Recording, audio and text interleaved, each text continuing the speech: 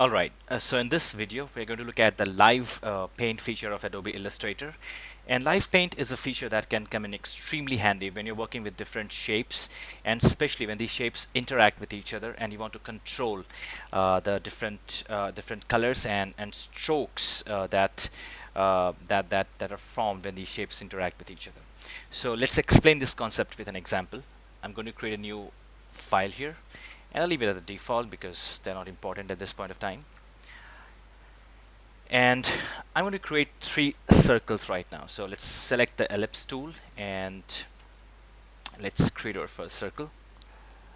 I'm holding down shift to constrain this ellipse into a perfect circle, and I'm going to select some a basic stroke and color for this circle. So let's make sure that the circle is selected, and I'm going to select um, this magenta color for the circle and a black stroke which is already there. I'm going to increase the stroke for this because I really want to see to show you guys how exactly this live paint feature can affect the strokes when these shapes interact. So let's put it something really high, about 12 points. That looks good. And I'm going to duplicate this circle 2 more times. So I'm going to hold down the Alt key uh, and drag. I'm going to hold shift to constrain the circle in a straight line, and I'll drag it about halfway out, and I'm going to do it 1 more time. So click on Alt again, and I'm going to place it right here. So this is going to look like a Venn diagram where 3 circles interact. Of course, we are still a bit of a distance away from an actual Venn diagram. So let's fix this. The first thing that I'm going to do is change the colors of these 3 different circles. So let's select this second circle, and I'm going to go back to my fill panel, and I'm going to give this let's say a cyan color. And for this third circle, I'm going to give it any random color. Let's make it orange here. And so as I mentioned, if you're about to set up a Venn diagram, one way of going about doing this would be to change the blend modes of these circles, and you would see these different intersecting areas come up with different colors. So I could just select the entire set of circles here and go back to my opacity menu and change the blend modes from there into something like multiply. That should do, and I can straight away see 3 different colors appear in these 3 different intersecting areas, and that looks good. The only problem is I do not have a lot of control over what colors are produced in these intersecting areas, the 3 areas here and this common intersecting areas, which is kind of common for all these 3 circles. Okay, so this is where the live paint feature can come in extremely handy. So before I go about selecting the live paint feature, what I'm going to do is click on the layers panel and make it and give it a name. I'm going to call it Venn diagram. And the reason I'm doing this is I want to show you a specific feature of the live paint tool, and I'll come back to this in a moment here.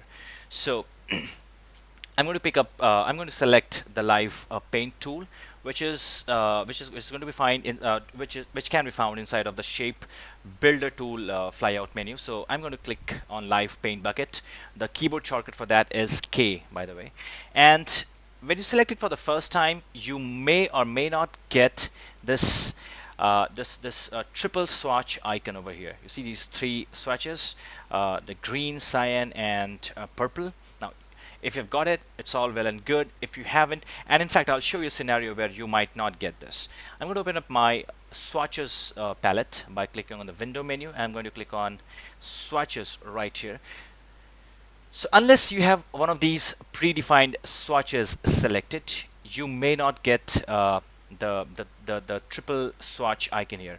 Let me show this to you. If I just select any random color by clicking on the fill palette here and click on any random color here, and you see this icon here right next to my live paint bucket tool has changed into a single icon, and there's not much I can do with it right now. So this can be easily fixed. Just make sure that you select any one color from any of these pre-existing swatches that is already present, or a swatch that you have created. So I'm going to just click on any of these colors, and it doesn't really matter which color you're selecting right now, because we can change these colors after the fact as well. So I just want you guys to click on any one of these colors. So in this case, I'm going to select, let's say, the yellow color, and you see nothing happens when I move over these objects, and if I try to click on something, I'm going to get this warning message here that says I need to select some paths first.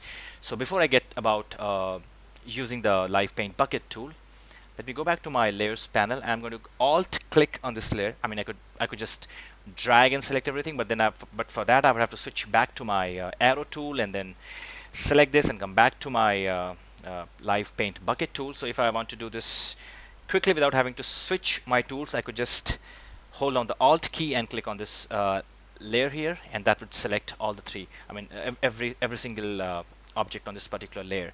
So with that, and my live paint bucket tool still active, I can hover over one of these sections and I can see different regions that can be painted now. So if I just click on this area right now, and complex visual attributes such as brushes, live effects.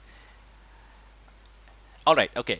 So this is a mistake right now. I kind of forgot this. Right now we are having these objects. Let me just undo this. And the reason this happened is because these three circles are already into their these circles already have a blend mode on them. I need to get rid of those first. So click on opacity and make sure that all of them are set to normal right now, and that is where we are back to the original setup of three different circles. I can just move them around and there's no interaction happening right now. So sorry for this. Let me come back to my live paint bucket tool, and I need to alt click to make sure that all the three circles are selected. And now I can click on any one of these objects, and now as you can see, the middle swatch is the color that is selected right now, and if I click on any one of these areas, that is a color that that will go into the selected region right now. So if I click here, you can see as you can see right now, this section turned magenta, and that is because of the three swatches that I've selected. The middle swatch shows up this magenta color. Okay, and we can switch and through these colors, or we can flip through these colors by using one of the arrow keys, the left or the right arrow key. So if I hit the right arrow key, I'll move through the swatches palette and pick up some other color which is already present in the swatch. So let me undo that because I do not want to change the color of this section right here, and I'll come down to the intersecting area right now.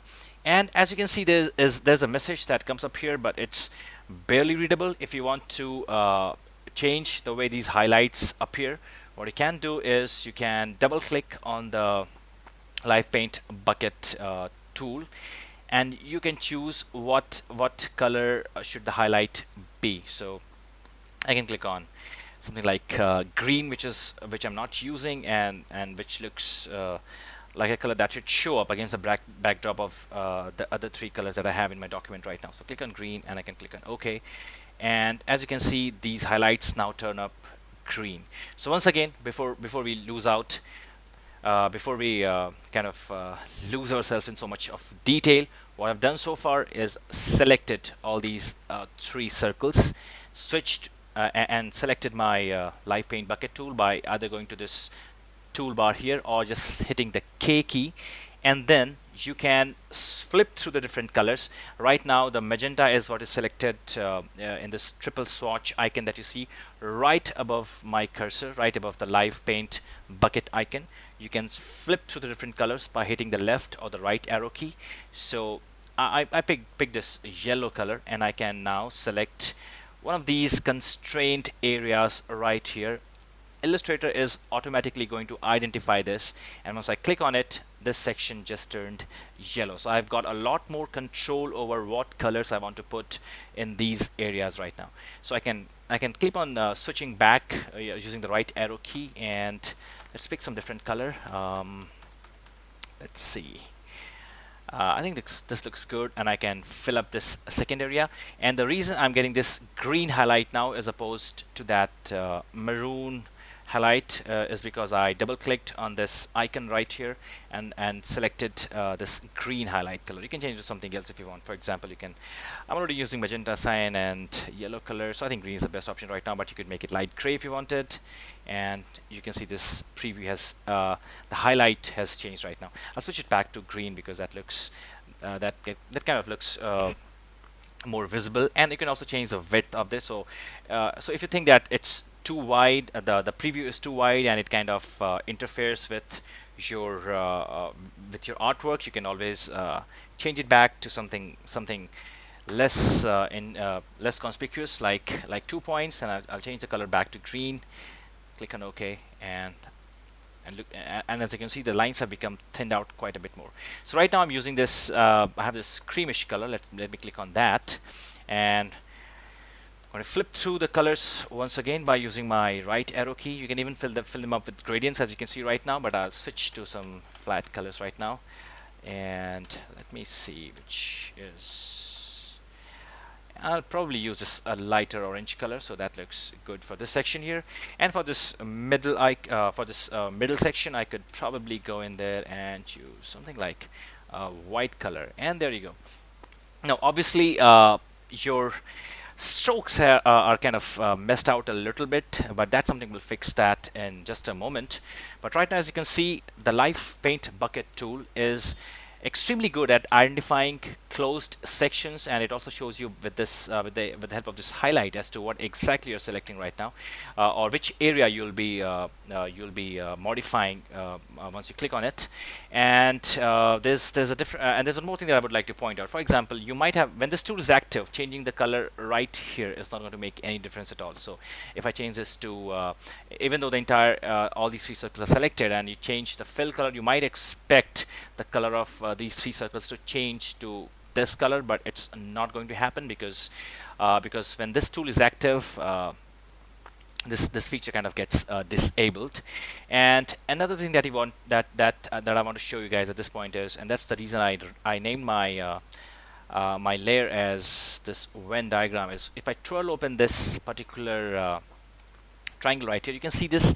You can see a new group called Live Paint group has already been created, and the three existing circles are still right here. So this got created the moment I picked the Live Paint Bucket tool and clicked on this enclosing area right now. The moment I did this, the Live Paint group got created, while the three circles that I have are still out there. And the best part is it's a dynamic change. So if I switch back to my arrow tool by hitting the V key on my keyboard, and if I select any one of these circles, so for example, let me select everything, deselect everything else, and maybe this first circle right here, I can click on this. Now there's a little caveat here. You might be used to seeing the layer that you select. Once you click on this meatball icon, you might expect to see this double circle icon to indicate that this particular object has been selected. But when you're working with Live Paint, the double circle actually appears around the Live Paint group. That's something you need to be aware of, and if you want to track exactly which object you have selected, your best option would be to look at this indicator right next to the circle, and do not rely upon this double circle icon right here.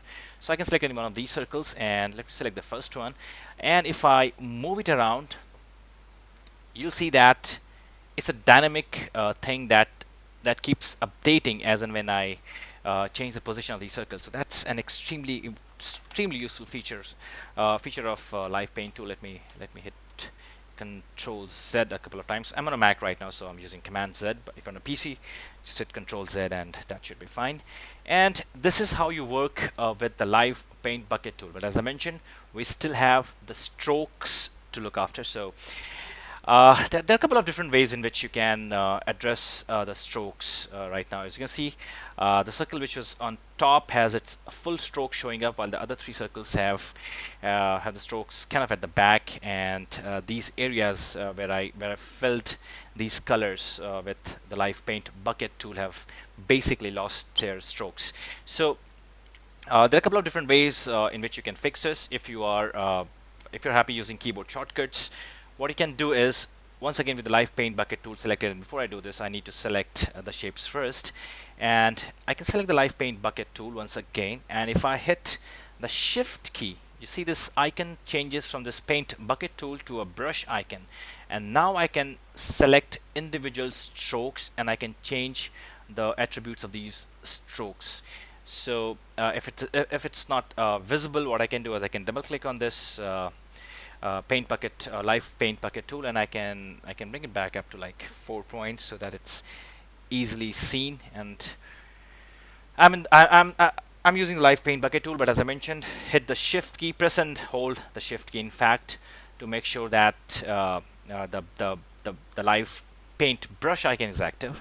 And now you can select one of these strokes and make changes to it. So right now it will pick up the settings from whatever is defined at the top right now. So it's a black stroke with 12 points thickness. So if I just hold down shift and click on these strokes, I can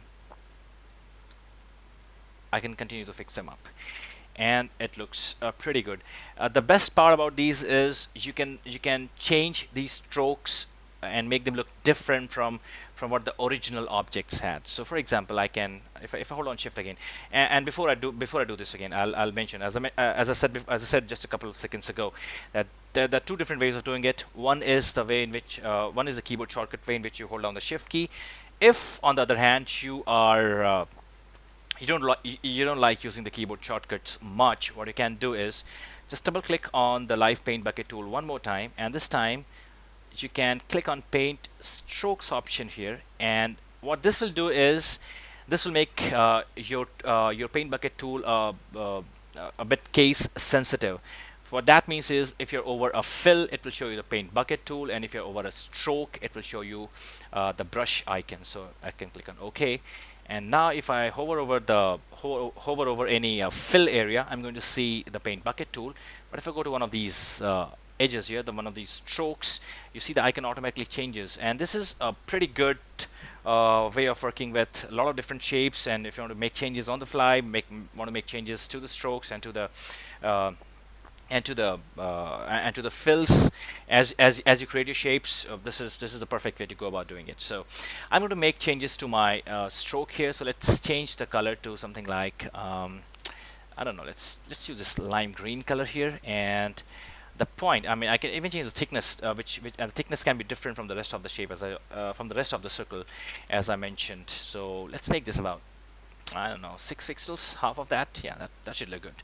So if I go back to one of these edges now, make sure that you're actually on the edge and the icon has changed, because if you think you're close and you click, you're actually going to make you're still going to be filling the shape as the icon hasn't changed yet. Let me undo that. So make sure that you are right on the stroke and the icon has actually changed. Occasionally when you're working really fast and you don't and you think you're on an edge, but you might be very slightly off and it might mess up what you're trying to do. So just be careful over there. So while on the stroke, I'm going to click and change the color to this lime green, and as you can see, this stroke is different from the rest of its parent. So I'll go ahead and click on rest of these strokes as well. And the color isn't really that good, but that's fine. That's just for demonstration purposes. So I think we're okay. So being very careful, making sure that the brush icon appears, and I have changed all the different strokes, uh, all the strokes to a different color. And this doesn't necessarily look really good. I did this just to show what you can do with the live paint bucket tool, and the way you can change the fills and the strokes. But because the way these circles are laid on top of each other, this circle on top of this one and the other two circles behind, you see these areas where the two different colors meet, kind of looks awkward. So what I'm going to do is make sure that these colors are I mean, it doesn't necessarily look as bad. So I'm just going to switch the swatch color back, the stroke color back to black. I might reduce the stroke size a little bit more. So let's make that let's say about 2 points. Let's see how that looks. And switching back to the live paint bucket tool, and what I can do is start clicking on the strokes one more time. And there's a faster way of doing this, which I'll demonstrate in just a second one more time. So let me just go through that so that you kind of get the hang of it. And there's yet another tool that I'll introduce to you in just a second. And this looks a little bit better than what it did a moment ago, and that is the live paint bucket tool found right here. And a couple of changes that we made to this tool was I double clicked on this and made sure that paint strokes was also selected, so that you can make changes to both the paint fills and the paint strokes on the fly as you go about working with your documents here, right? So there's yet another tool in this flyout menu, and that is a live paint selection tool, and that can come in handy when you want to select different parts of your artwork, and in fact multiple parts, and you want to make changes to them all at once. So with this tool active, and if you get on top of one of these objects, now let me select the three shapes one more time and come back to this live paint selection tool. With this, if you hover over a fill area, you'll be given a preview of what exactly you're going to be selecting, and I can double click on this icon one more time to make sure that select fills and select strokes are both on. By default, I think it's only the fills which is on, so make sure that select strokes is also on, so that you can select both the fills and the strokes while working with this. And the second thing that I want to do is change the color to something that looks that is more visible in this document. So click on OK. And now, if you watch, if I'm on a fill area, it's automatically highlighting the fill area which is going to get selected. If I'm on a stroke, it will highlight only the stroke, and I can select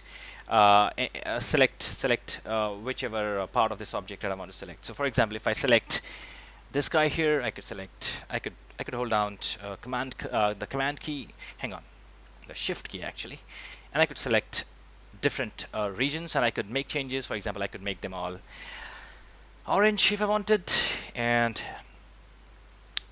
click that off, and you made this change to all three different fill regions automatically. So I'm going to just undo that because that's not what I wanted here. So let's assume that the strokes are a little bit too thin for my taste, and I might want to increase them a little bit more and kind of fill up this little gap that appears over here. So if I wanted to do that, I could select my I could choose the live paint selection tool one more time and start clicking on these strokes. Now they're about how about 9 of them. I could click on them individually, but there's a better option. But since all these strokes are basically similar width and similar color, there's a better option of using the select similar command.